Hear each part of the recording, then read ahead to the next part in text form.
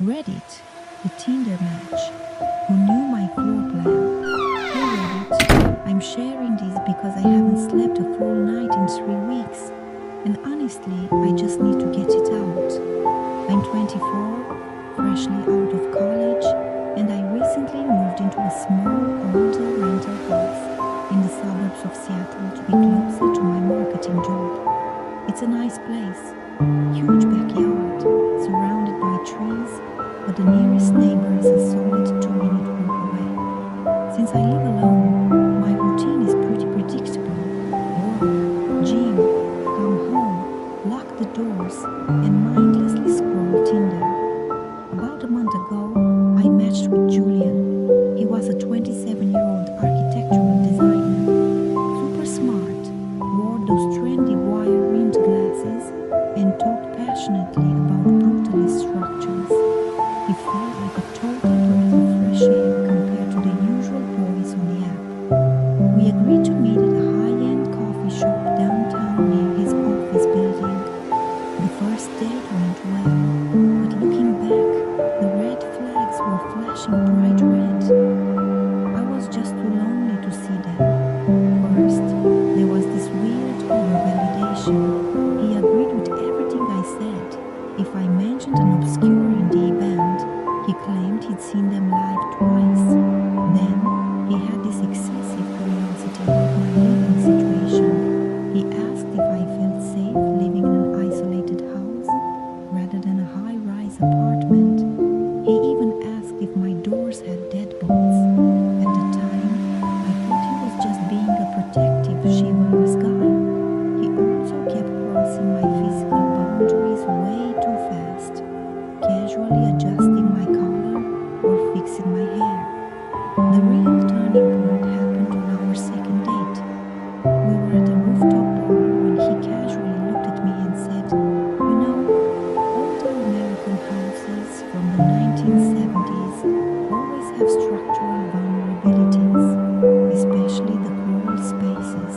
A person could live under the floorboards for months, and the occupant wouldn't know until the winter mold kicks in." It was such a specific, creepy thing to say. I laughed nervously and changed the subject. That night, I told him I wanted to take things slow and didn't invite him inside when he dropped me off. A week later, things got weird. I started noticing tiny changes in my house. I'd come home from my 9-to-5 job, and the basement door, which I always keep latched, would be unlatched. Just a crack. I blamed it on the house settling. Then came the Uber ride from hell. I was coming back from a girls' night out at 1 a.m. Halfway through the ride, the driver looked at his GPS, then looked at me in the rearview mirror with a panicked expression. He asked if I had shared my live location with someone. I told him no. He whispered, "There's a black sedan that has taken every single turn with us since we left the downtown lounge. He just turned his headlights off." My heart dropped. The driver took a series of random turns, and the sedan finally sped off.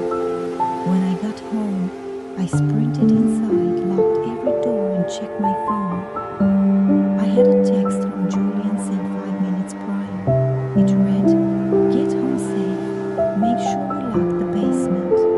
I never told him I had a basement. I blocked him on everything immediately. I felt sick to my stomach. I realized his motive wasn't to find a girl.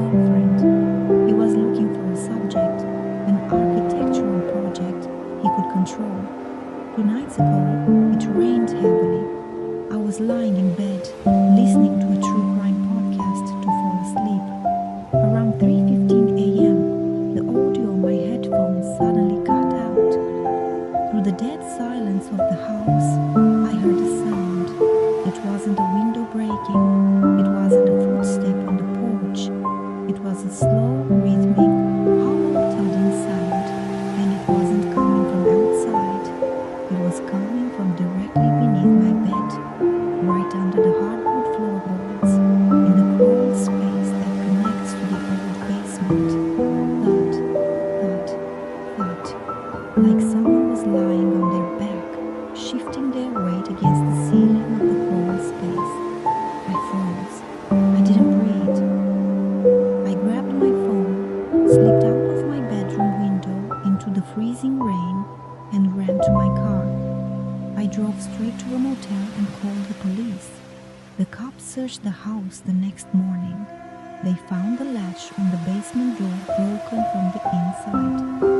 Down in the dark, cramped crawl space directly under my bed, they found a sleeping bag, 3 empty water bottles, and a sketchbook. The police wouldn't show me the sketchbook, but the officer's face turned completely pale. He just said, "Ma'am, you need to find a new place to live immediately. They haven't caught Julian yet. His Tinder profile was a completely fake identity. I'm staying at a friend's apartment on the 14th floor now. But here's why I can't sleep, Reddit. Last night I got an email from an anonymous address. No text, just an attached audio file. I clicked play.